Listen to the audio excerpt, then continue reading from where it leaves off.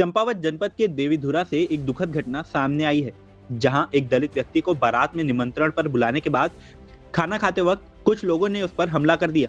इस हमले में दलित व्यक्ति बुरी तरीके से घायल हो गया।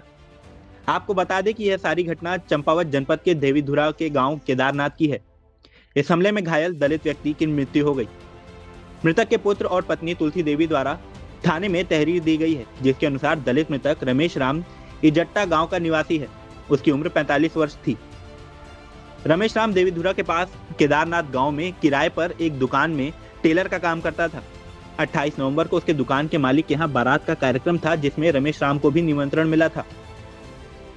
मृतक के बेटे ने बताया कि देर शाम जब उसके पिता घर वापस नहीं पहुंचे तो उसने उन्हें कॉल किया। फोन किसी अन्य व्यक्ति ने उठाया और जवाब में कहा कि उसके पिता सुबह तक घर लौट आएंगे। अगले दिन 108 एम्बुलेंस का फोन आया कि उसके पिता लोहाघाट अस्पताल में भर्ती हैं। सूचना मिलने पर मृतक का बेटा अपनी मां को लेकर अस्पताल पहुंचा। वहां पहुंचकर उसने देखा कि उसके पिता फटे कपड़े में नीचे फर्श पर बैठे हुए हैं। इसके बाद उन्हें जिला चंपावत रेफर कर दिया गया, जहां से उन्हें हल्द्वानी सुशीला तिवारी के यहाँ भेजा गया। इस बीच उसके पिता ने बताया कि उन्हें खाना खाते वक्त बुरी तरीके से मारा गया। इस हमले के बाद उनके घर पर दुखों का पहाड़ टूट चुका है। रमेश राम की पत्नी और उनके बेटे का रो रो कर बुरा हाल है। आपको बता दें कि रमेश राम की हल्द्वानी में इलाज के दौरान मृत्यु हो गई।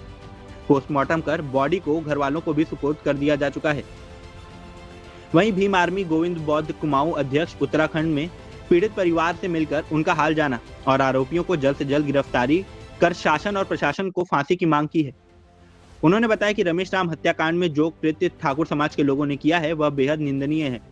आरोपियों को पकड़कर उन्हें सजा मिलनी चाहिए। पीड़ित परिवार की आर्थिक स्थिति बेहद कमजोर है। घर में गैस सिलेंडर तो है, लेकिन गैस भराने के लिए पैसे नहीं है। यह परिवार बहुत गरीब है और इन्हें इंसाफ मिलना चाहिए। इस मामले में प्रशासन तेजी से कार्रवाई कर रहा है और मामले को अनुसूचित आयोग में भी डाल दिया जा चुका है। इजट्टा डुंगरा में रमेश राम हत्याकांड में जो कृत्य ठाकुर समाज के लोगों ने किया है, उसको शासन प्रशासन द्वारा जल्द से जल्द उन आरोपियों को पकड़ना चाहिए और आरोपियों को जेल डालने का काम करना चाहिए। एक ऐसा परिवार जो कि आर्थिक रूप से काफ़ी कमज़ोर, अगर हम किसी को गरीब कह सकते हैं तो वो ये परिवार है, जिसके पास रहने के लिए अपना मकान नहीं है, जिसके पास खाना बनाने के लिए अपना गैस तो है लेकिन गैस भरने के लिए पैसा नहीं है और लकड़ियाँ तक नहीं है इनके पास। खाना भी ये काई में बनाएंगे और यहाँ बैठने की जगह नहीं है। यहाँ लोग आ रहे हैं लेकिन बैठने तक के लिए जगह नहीं है।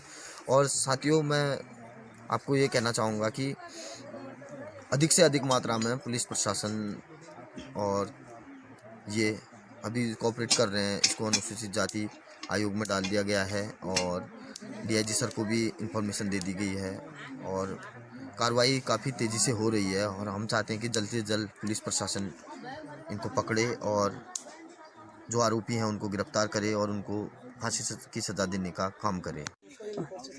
मेरे लिए फ़ोन आया 108 का। जब मैं अपने ननिहाल से आधे रास्ते में पहुंचा तो मेरे लिए 108 से फ़ोन आया। उन्होंने कहा कि तेरे पापा लोहाघाट हॉस्पिटल में एडमिट है और तुम आ जाओ। मैंने कहा कि अपनी मम्मी को लेके आ रहा हूं। तो वहां पहुंचे तो मेरे पापा के कपड़े वपड़े फटे हुए और नीचे फर्श में बैठे हुए थे।